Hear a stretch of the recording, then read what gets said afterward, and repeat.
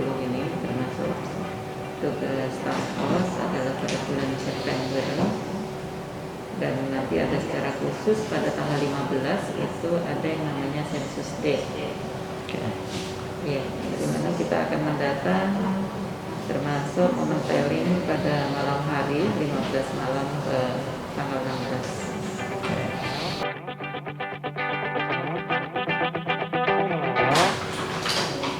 Task force ini tugasnya adalah mendata pada wilayah-wilayah khusus, juga wilayah-wilayah yang tidak termasuk dalam wilayah administratif.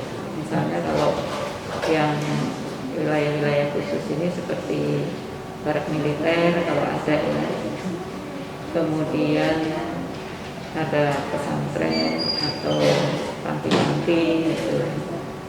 Kemudian kalau wilayah yang tidak masuk wilayah administratif ini, misalnya kalau ada keramba hutan atau suku terpencil yang sudah keluar dari wilayah administratif, bisa juga penduduk yang di kolong jembatan, yang di bantaran sungai, yang mereka memang tidak tercatat sebagai penduduk dalam wilayah administratif tertentu, RT tertentu, dusun tertentu, begitu.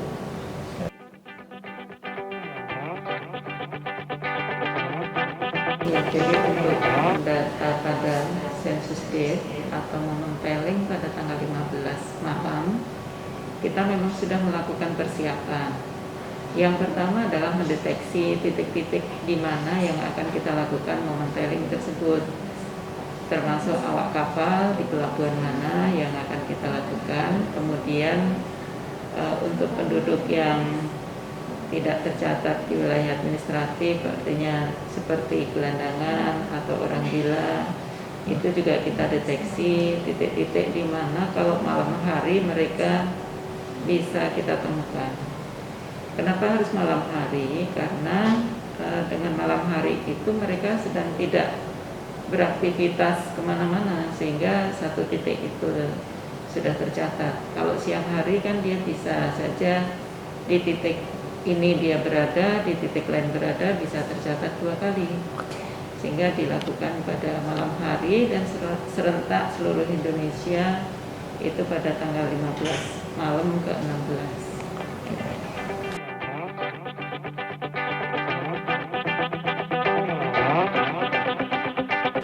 Untuk task force yang bertugas di Census Day tanggal 15 September, SDM-nya sudah kita persiapkan begitu. Nah, untuk beberapa lokasi, semua kabupaten kota pasti sudah menentukan lokasinya. Identifikasinya di mana itu tergantung dari kondisi kabupaten kota masing-masing.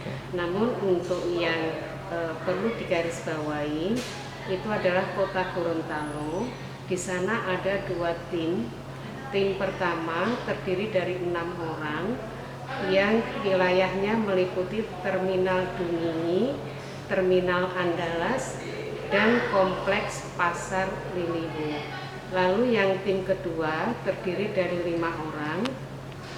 Identifikasi lokasinya adalah di Pasar Sentral, di pertokoan, dan di lokasi pelabuhan, yang mana di pelabuhan nanti ada awak kapal berbendera Indonesia yang diperkirakan akan bersandar.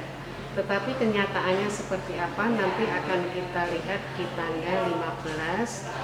Ringnya adalah jam 21 malam di tanggal 15 September sampai dengan jam 6 pagi di tanggal 16 September.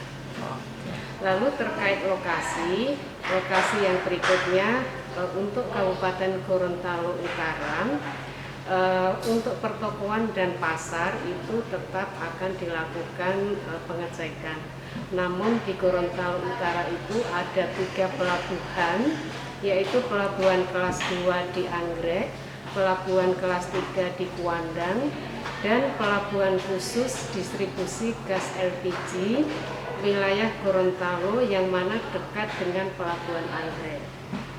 Satu lagi yang punya wilayah pelabuhan adalah pelabuhan di Kabupaten Pohuwato. Namun itu masih kami konfirmasi apakah di tanggal 15 itu ada kapal yang bersandar atau tidak. Lalu tentang jumlah petugas tadi sekitar masing-masing tim itu 5-6. Namun kami dari PTS Provinsi juga akan melakukan supervisi karena itu tanggung jawab kami sebagai pimpinan yang membawai wilayah kabupaten kota. Kurang lebihnya seperti itu. Untuk petugas task force di hari sensus date itu tidak sama dengan petugas yang pendataan sehari-hari di wilayah SLS terkecil yang pendataannya ke masing-masing keluarga. Jadi tidak sama, itu petugas yang berbeda.